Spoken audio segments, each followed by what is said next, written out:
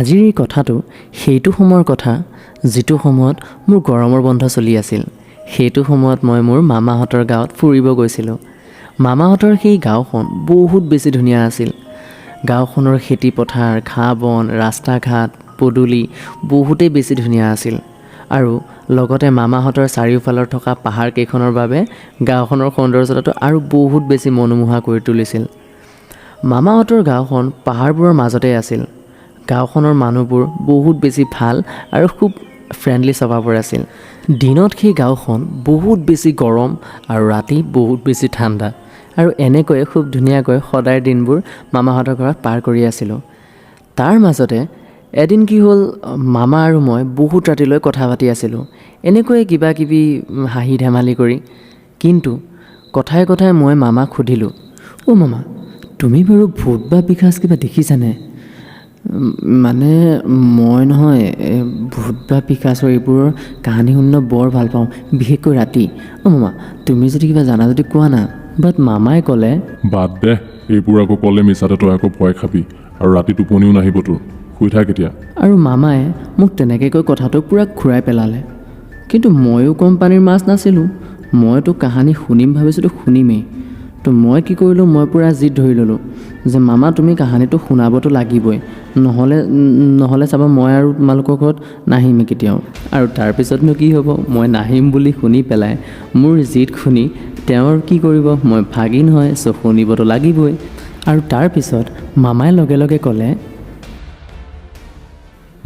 ঠিক আছে আহ, পিছত আকৌ বিচনাত ৰাতি নুমুতিবি আকৌ, নহ'লে আকৌ মামীন আৰু ময়ে মাৰ খাব লাগিব। আৰু মামাই তেনেকৈ কোৱাৰ পিছত মোৰ যে ফূৰ্তিৰ পৰা ঠিকনা নাইকিয়া। তাৰপিছত মই কি কৰিলোঁ, পূৰা মুখখন ঘূৰাই মামাৰ মুখখন পিনে চাই পেলাই পূৰা শুনিব ল'লোঁ। আৰু তাৰপিছতে মামাই ক'লে, শুনা মতে আমাৰ গাঁৱতো এটা সময়ত ভূত, পিশাচ, ডায়েন এইবিলাকৰ বহুত তাণ্ডৱ আছিল। আৰু সেইবোৰৰ প্ৰভাৱ এতিয়াও গাঁৱত আছে বুলি শুনা যায়, কিন্তু আজিলৈ কোনেও দেখাহে নাই সেইবোৰক। আৰু লগে লগে মই মাত দিলোঁ, আচ্ছা ৰ'বাচোন মামা, যদি কোনেও আজিলৈকে দেখাই নাই তেনেহ'লে কেনেকৈ গম পালে যে এইখন গাঁৱত ভূত, পিশাচ এইবোৰ কিবা আছে বুলি? তাৰপিছত মামাই ক'লে, কোনেও দেখা নাই, কিন্তু তথাপিও বহুতে অনুভৱ কৰি পাইছে বুলি শুনিছোঁ। তাৰপিছত মই ক'লোঁ, অ' মামা, তুমি বাৰু কেতিয়াবা ভূত, পিশাচ এইবোৰ দেখা বা অনুভৱ কৰি পাইছানে? কোৱা না। তাৰপিছত মামাই হাঁহিৰ সুৰেৰে ক'লে, দেখিছোঁ চাগে। তাৰপিছত মই ক'লোঁ, মামা ইয়াত ধেমালি নকৰিবাচোন, দেখিছে যদি সঁচা কোৱা, নহ'লে বাদ দিয়া। আৰু মামাই ক'লে, নাই শুই যায় এতিয়া, ৰাতি বহুত হ'ল, আৰু এইবোৰ ভূত, পিশাচ এইবোৰ চব মিছা কথা। কালি মোৰ কাম আছে বহুত সোনকালে, আৰু তই এতিয়া শুই যা। তোৰ দৰে মই 10টা বজালৈকে সেই কৰি থাকিব নোৱাৰোঁ, শুই যা এতিয়া। আৰু মামাই মোক তেনেকৈ কৈ পিছমুখ দি পেলাই শুবলৈ ল'লে। আৰু মোৰ কি হ'ব, মোৰ কাহিনী শুনিব বৰ মন আছিল, বাট মামাই মোক একো কাহিনী নুশুনালেই আৰু মোকো ধমকি দি পেলাই শুবহে দিলে। কিন্তু কি কৰোঁ, মোৰ যে টোপনিয়ে নাছিলে, বাট উপায়তো নাই, ৰাতিও হ'ল, তো শুব অলপ ট্ৰাই কৰিলোঁ। কিন্তু নাজানো আজি কি হ'ল, মোৰ চকুত মানে একেবাৰে টোপনি নাই। মইনো কি কৰোঁ, মই সেইবোৰেই ভাবি আছিলোঁ যে কেতিয়া মোৰ টোপনি আহিব, কেতিয়া টোপনি যাম, এনেকৈ ওপৰ পিনে চাই থাকিলোঁ। আৰু এনেকৈয়ে ভাবি মোৰ কেতিয়া টোপনি আহি গ'ল মই গমেই নাপালোঁ। আৰু এনেকৈয়ে মোৰ চকুটো লাগিছিলেহে মাত্ৰ। আৰু তাৰপিছত মই চিয়ৰ নহয়, বাট হঠাতে মাজৰাতি মই কাৰোবাৰ দৌৰা শব্দ শুনিলোঁ আৰু মোৰ চকু খোল খাই গ'ল। আৰু মই লগে লগে সাৰ পাই মামাৰ পিনে চালোঁ, বাট মামাটো পূৰা একদম নাক বজাই পূৰা টোপনি লালকাল। তাৰপিছত মই আচৰিত হৈ গ'লোঁ, আৰে মামাটো শুই আছে, তেনে ইমান ৰাতি কোন হ'ব পাৰে? আৰু তাৰপিছতে লাহে লাহে মোৰ এনেকুৱা লাগিব ধৰিলে যে কিয় জানো মোৰ বিচনাৰ পিছফালেৰে কোনোবা আহি আছে, আৰু তাৰ ভৰিৰ শব্দটো মই খুব স্পষ্টভাৱে শুনিব পাৰিছোঁ। আৰু তাৰপিছত মোৰ ইমানটো হিম্মত নাছিলে যে মই পিছপিনে ঘূৰি চাম যে কোন হয় বুলি। আৰু সেইটো সময়ত মই অলপ ভয়তো আছিলোঁ, কাৰণ মই অলপ আগতে মামাক এইবোৰ ভূত, পিশাচ এইবোৰৰ কথা কৈ আছিলোঁ। আৰু ইফালে ঠাণ্ডা বতাহ, লগতে বাঁহৰ কিৰকিৰ মিৰমিৰ কৰা শব্দ, এইটো সময়ত বহুত ভয়ানক এটা পৰিস্থিতি হৈ পৰিছিলে মোৰ কাৰণে। আৰু তাৰপিছত মই ভাবিলোঁ যে এবাৰ মনে মনে ঘূৰি চায়ে লওঁ নেকি, কোন হয় ইমান ৰাতিখন। মই এনেকৈ ভাবিয়ে আছিলোঁ, এনেতে লাহে লাহে সেই ভৰিৰ শব্দটো বহুত বেছি বাঢ়ি গৈ আছিল। জানোচা কোনোবা দৌৰা দৌৰিকৈ মোৰে ওচৰতে আহি আছে। আৰু উপায় নাপায় মই পূৰা সাহস গোটাই ল'লোঁ আৰু লাহে লাহে মই পিছপিনে ঘূৰি পেলাই চাওঁ যে এজনী বহুত বয়সীয়া বুঢ়ী মহিলা আছিল, যি নেকি এযোৰা ক'লা ৰঙৰ শাৰী পিন্ধি লাহে লাহে তলপিনে হালি হালি কিবা কৈ খোজকাঢ়ি গৈছিল, যাৰ বয়স প্ৰায় 70ৰ পৰা 80 বছৰ হ'ব। আৰু এনেকুৱা লাগিলে জানোচা তেওঁ মোৰ ফালে আহি আছে, কিয় নাজানো। আৰু এনেকৈ অলপ সময় আহি তেওঁক মই লাগি চাই আছিলোঁ আৰু তেওঁ লাহে লাহে লাহে আহি কিয় নাজানো মোৰ কাষৰ পৰা আঁতৰি গৈ পেলাই অলপ দূৰলৈকে গ'ল। আৰু মই একেধৰণে তেওঁক চাই থাকিলোঁ। তেওঁ গৈয়ে আছে, গৈ গৈ অলপমান দূৰ গৈ মোৰ পৰা অলপ আঁতৰত তেওঁ হঠাতে ৰৈ দিলে। মই নাজানো কিয় জানো মোৰ হঠাতে মানে গাৰ নোমবোৰ শিয়ৰি উঠিলে। কিয় মানে কিয় ৰৈ আছে তাত? মই বহুত কথা কিবা চিন্তা কৰি আছোঁ, ভাবি আছোঁ, সুধিবও নোৱাৰোঁ, মানে চাই থাকিব মানে এৰিবও নোৱাৰোঁ। সেইটো সময়ত মই পৰিস্থিতিটো মই ক'ব নোৱাৰোঁ। তেওঁ বহুত সময় তাতেই ৰৈ আছে আৰু তেওঁক মই একেধৰণে চাই আছোঁ। তেওঁ নে ক'ৰবাত গৈছে নে ক'ৰবাত পিনে চাইছে, একেদিয়া নে এটা ঠাইতে থিয় হৈ আছে, কিয় বাৰু? আৰু ময়ো সেইটো ভাবি সেইটো চিন্তা কৰি পেলাই তেওঁৰ পিনে চাই আছোঁ। আৰু তেতিয়াই তেওঁ হঠাতে মুখখন ঘূৰি পেলাই মোৰ পিনে চাই দিলে। আৰু সেই বুঢ়ী মহিলাজনী যোনখিনি ঠাইত থিয় হৈ আছিলে তাত মামাহঁতৰ চোতালৰ এটা সৰু বাল্বৰ অলপমান জিলমিল পোহৰ পৰি আছিল, য'ত নেকি মই অলপ অলপ দেখিব পাৰি আছিলোঁ। আৰু সেই পোহৰতে মই যেতিয়া সেই বুঢ়ী মহিলাজনীৰ মুখখনৰ পিনে চালোঁ, মই বহুত বেছি ভয় খাই গ'লোঁ। মই কেনেকৈ কওঁ, সেই বুঢ়ী মহিলাজনীৰ মুখখন দেখিবলৈ জানো এনেকুৱা আছিলে জানো কোনোবাই তেওঁৰ মুখখনত তেল ঢালি দিছে, গৰম তেল। তেওঁৰ মুখখনৰ কথা কি ক'ম, এনেকুৱা লাগিছে জানো তেওঁৰ চুলিকেইডাল কোনোবাই যেনেকৈ তেনেকৈ কাটিছে। আৰু মুখৰ যিবিলাক গাল নাক এইবোৰ অলপতে ওলমি আছে। চকুকেইটা চাব নোৱাৰে, এটা চকুত মঙহে নাই, ডাঙৰকৈ মণিটো, আৰু এটা চকু একদম সৰু, আৰু দাঁতকেইটা একদম হালধীয়া। আৰু মই সেনেকৈ চায়ে আছিলোঁ, তেওঁ হঠাতে হাঁহি মাৰি দিলে। হাঁহি মাৰি দিয়াৰ লগে লগে তেওঁ এটা নাকৰ পৰা কিয় নাজানো তেজ ওলাই আহিলে। আৰু নখবোৰ এনেকুৱা লাগিছে দেখিবলৈ জানো প্ৰায় 10 বছৰমান নখবোৰ তেওঁ কটাই নাই। তেওঁ মোক একেৰাহে হঠাতে চায়ে আছিলে, আৰু ময়ো এনেকৈ চাই থাকোঁতে তেওঁ হঠাতে হাঁহিটো ৰখি দিলে। আৰু কিয় নাজানো এনেকুৱা লাগিল তেওঁ মোক পূৰা খঙত চাই আছে জানো মই কিবা ক'লোঁ তেওঁক। আৰু তেওঁৰ হাঁহিটো কোনো সৰু সুৰা হাঁহি নাছিলে, এনেকুৱা লাগিলে জানো তেওঁৰ হাঁহিটোতে বহুত ধৰণৰ কিছুমান ৰহস্য সোমাই আছে। আৰু সেই হাঁহিটোৱে তেওঁ মোক কিবা বুজাব বিচাৰিছে। আৰু মই সেই ইমান ভয় খাই গ'লোঁ, মই লগে লগে চকুকেইটা মুদি দিলোঁ। আৰু এনেকুৱা দেখালোঁ জানো মই একো নাজানো, মই একো দেখা নাই। আৰু মই এনেকৈ চকু মুদি আছিলোঁৱেই, অলপ দেৰি পিছতে মোৰ কাণত এটা শব্দ বজিব ধৰিলে, বেলেগ ধৰণৰ শব্দ।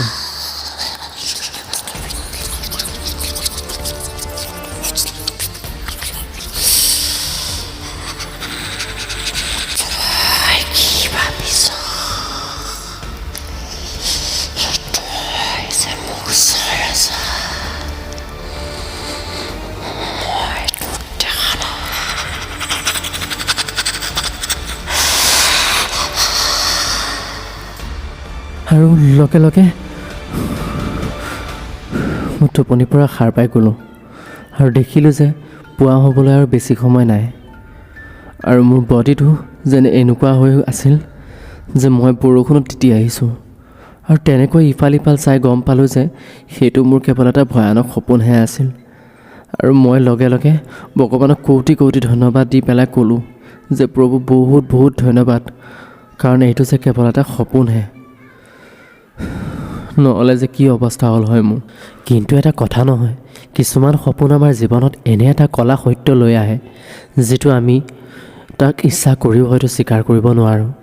আৰু ভাল সপোন নফলিয়ালেও বেয়া সপোনবোৰ পূৰ হওঁতে বেছি সময়ো নালাগে। এনেকৈয়ে মই ভাবি ভাবি দিনটোৰ সময়বোৰ নিয়াই আছিলোঁ আৰু সপোনটো ভালেমান পাহৰিছিলোঁৱেই। এনেতে ঠিক দুপৰীয়াৰ সময়ত, হয়তো ঠিক 12-1টাৰ সময়, গাঁৱৰে এখন ঘৰত বহুত মানুহে ঘেৰি ধৰি আছিল। আৰু সেই ঘৰখন মামাহঁতৰ ঘৰৰ পৰা অলপমানেই দূৰত। হয়তো কিবা কথা পাতিলে বা কোনোবাই জোৰকৈ চিল্লালে শুনিবলৈ পায়।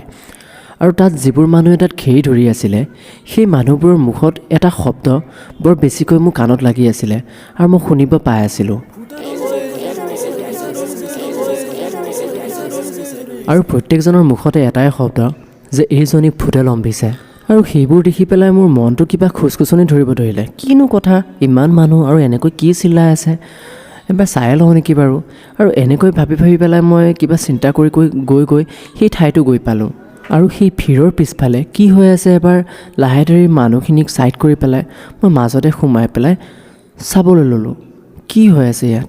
আৰু দেখিলোঁ যে এজনী মহিলা, যাৰ কাপোৰবোৰ একেবাৰে লেতেৰা পেতেৰা, এনেকুৱা লাগিছে যেনো বা মহিলাগৰাকীয়ে ক'ৰবাত বোকা পুতৰ ওপৰত মানে শুই আহিছে আৰু চুলি একদম মানে লেতেৰা পেতেৰা হৈ আছে, দেখিবলৈ একদম কিবা হৈছে। আৰু সকলো মানুহৰ নজৰটো তেওঁৰ ওপৰতে। আৰু ইমান ভিৰ লগাৰ কাৰণটো এইটোৱে যে মহিলাগৰাকীকে সকলোৱে চাই আছে। আৰু নেজানো মহিলাগৰাকীৰ কি হৈছিলে, কিবা অলপ মানে পাগলৰ দৰে মানে বেলেগ ধৰণৰ অলপ ব্যৱহাৰ কৰি আছিলে। এবাৰ মূৰটো জোকাৰি দিয়ে, এবাৰ ইফালে ইফালে চাব, আৰু চাৱনিটো অলপ বেলেগ ধৰণৰ চাৱনি। আৰু কি কৰে, মাজে মাজে নখকেইটাৰে মাটিটোৱে খামুচিব ধৰে, আকৌ এবাৰ ওপৰৰ পিনে চায়, এবাৰ তলৰ পিনে চায়। মই অলপ ভাবি মানে অলপমান ভয়ো খাইছিলোঁ, কি হৈছে মানে এইজনীৰ। এনেতে ভাবি থাকোঁতেই মোৰ ওচৰতে দুজন মানুহে কিবা তেওঁৰে কথা আলোচনা কৰি আছিলে, মানে মহিলাজনীৰ। ঐ ৰতন, কিবা খবৰ পাইছনে? কি হৈছে এইজনীৰ? কিয় এনেকুৱা কৰি আছে এইজনীয়ে? তাৰপিছত লগৰজনে ক'লে, কি ক'ম যোগেন দা, শুনা মতে বোলে এইজনীয়ে ৰাতি বাহিৰত পেচাব কৰিব গৈছিল আৰু তাৰপিছত ঘৰলৈ উভতিয়ে নাহিলে। আৰু ঘৰৰ মানুহবোৰ খবৰ নাই, টোপনিতে এজনে দেখিলে, কিন্তু আকৌ শুই গ'ল। যেতিয়া ৰাতিপুৱা হ'ল তাই হেনো বিচনাতে নাই আৰু বিচৰা বিচাৰি লাগিল।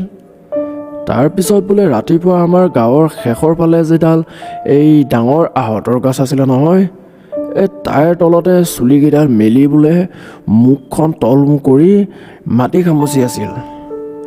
আৰু সেই দেখি বোলে আমাৰ গাঁৱৰ কেইজনমান মানুহে তাইক হেনো ধৰিহে লৈ আহিলে। আৰু এনেকৈয়ে মানুহ দুজনে আলোচনা কৰি আছিল। সেই শুনি মোৰ কিয় নাজানো অলপ ভয় লাগিল।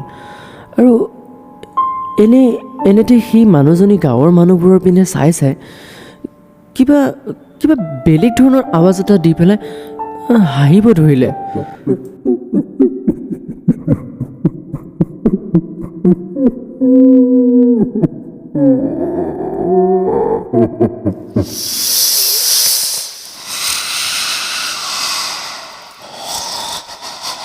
আৰু এনেকৈ হাঁহি সকলোৰে মুখবোৰ এজনকৈ চাব ধৰিলে।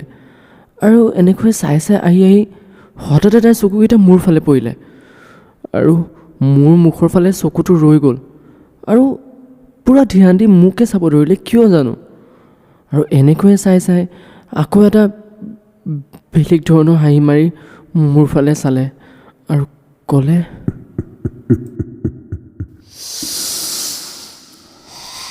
তই কি ভাবিছ? মই গম নাপাওঁ তই যে মোৰ ফালে চাই আছ। আৰু এই কথা শুনি তেতিয়াহে মোৰ গাটো একেবাৰে যেন তলৰ পৰা ওপৰলৈ বৰফৰ দৰে ঠাণ্ডা হৈ গ'ল। মানুহজন জানো মই একেবাৰে জমিয়ে গ'লোঁ। আৰু সেই তিৰোতাজনী এতিয়াও মোৰ ফালে সেয়াই চকুৰে, সেয়াই হাঁহিৰে একে ধ্যানে চাই আছিলে আৰু ময়ো তেওঁকে চাই আছিলোঁ। আৰু সেই চাৱনিৰ মাজতে মোৰ মূৰত কেৱল এটা প্ৰশ্ন নে উত্তৰ নাজানো, বাছ কথা এটাই চলি আছিলে যে কালি যি দেখিলোঁ সেইটো মোৰ সপোন নহয়, সেইটো মোৰ দিঠক। আৰু হয়তো মই সেই সময়ৰ পৰিস্থিতিটো মই মুখেৰে বা শব্দৰে মই ব্যক্ত কৰিব নোৱাৰোঁ। মই একো নেভাবি লগে লগে তাৰ পৰা তৎক্ষণাতে পলাই দিলোঁ আৰু মামাহঁতৰ ঘৰত আহি পেলাই মামীৰ ওচৰত বহিলোহি। আৰু সেইদিনাই ৰাতি মই মোৰ মামাক পিছদিনা ঘৰত থৈ আহিব ক'লোঁ।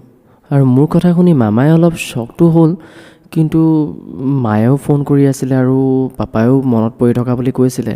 সেইবাবে মামায়ে বেছি আৰু কুৱেশ্যন নকৰি মোক পিছদিনাখনে ঘৰত থৈ আহিলে। আৰু বৰ্তমান মই মোৰ ঘৰত সেই ঘটনাটোৰ 2 দিন পিছত। ৰাতি 10 বজাৰ সময়, মা, মই, পাপা ভাত খাই আছিলোঁ। এনেতে পাপাই সুধিলে, ৰাহুল, মামাহঁতৰ ঘৰত কেনেকুৱা লাগিলে? একো সোধাই নহ'ল নহয়? আৰু লগে লগে মই মাত দিলোঁ, অঁ পাপা, ভালে লাগিছে দিয়া। আৰু মোৰ উত্তৰটো শুনি পাপা অলপ ডাউট কৰিছে যে কিবাটো হৈছে ইয়াৰ, এনেকৈ মন চন আন্ধাৰ। কিন্তু পাপাই ভাবিলে যে হয়তো মোৰ গাটো ইমান ঠিক নহয়, ইমান দূৰ ট্ৰেভেল কৰি আহিছোঁ, তো সেইটো কাৰণে পাপাই মোক একো নুসুধিলে। আৰু এনেকৈয়ে মই ডিনাৰ কমপ্লিট কৰি মা আৰু পাপাক গুড নাইট দি পেলাই মই শুব গ'লোঁ। আৰু ঘৰ আহি মই সেইবোৰ ঘটনা যিবোৰ মামাহঁতৰ তাত ঘটিছিলে সেইবোৰ হয়তো কিছুমান ক্ষেত্ৰত পাহৰি গৈছিলোঁ। অলপ চলপ আছিলে যদিও সেইবোৰ মোৰ ভবা যোৱা নাছিলে, যিহেতু মই ঘৰত কিবা কিবি কামত ব্যস্ত আছিলোঁ। আৰু আজি মই মোবাইলটো লৈ পেলাই বিচনাত এনেকৈ শুব ল'লোঁ আৰু ইউটিউবত কিবা কিবি ভিডিঅ' চাই আছিলোঁ।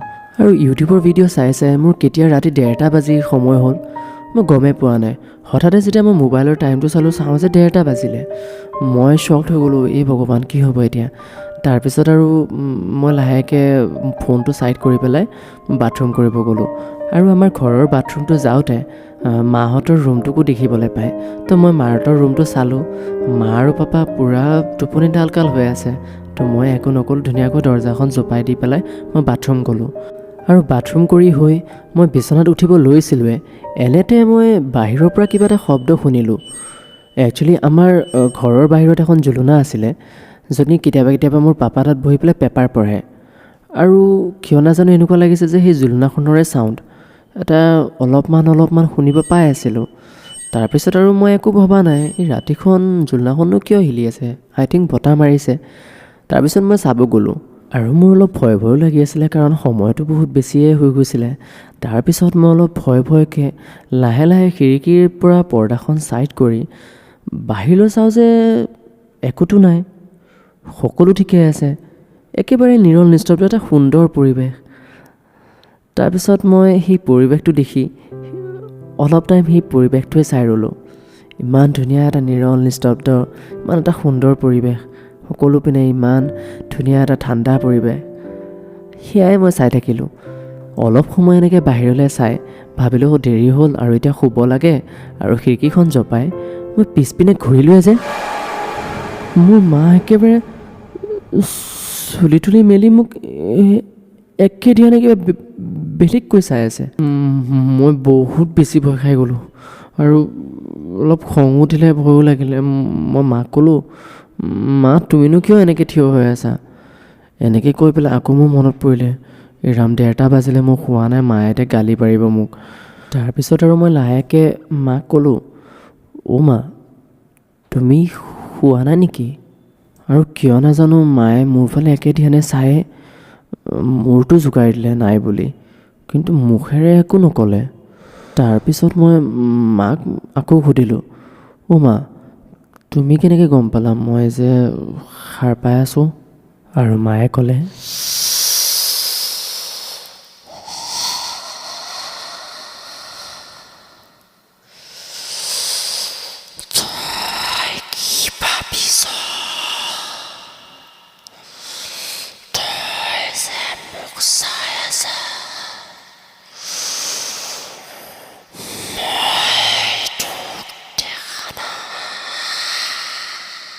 আৰু এনেকৈ শুনিয়ে নাজানো মোৰ কি হ'ল। সকলো পিনে অন্ধকাৰ দেখিলোঁ আৰু তাতেই পৰি থাকিলোঁ। যেতিয়া চকু খুলিল দেখিলোঁ যে মই মেডিকেলত আছোঁ আৰু প্ৰায় 11 দিন হ'ল, আৰু মোৰ হুচেই নাছিলে 11 দিন। আৰু আজি 6 বছৰ হ'ল সেই ঘটনাটো।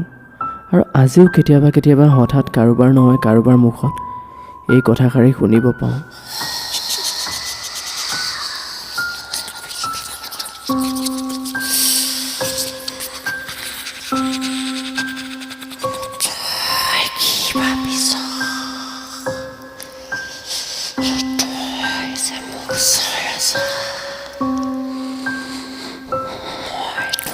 Mama.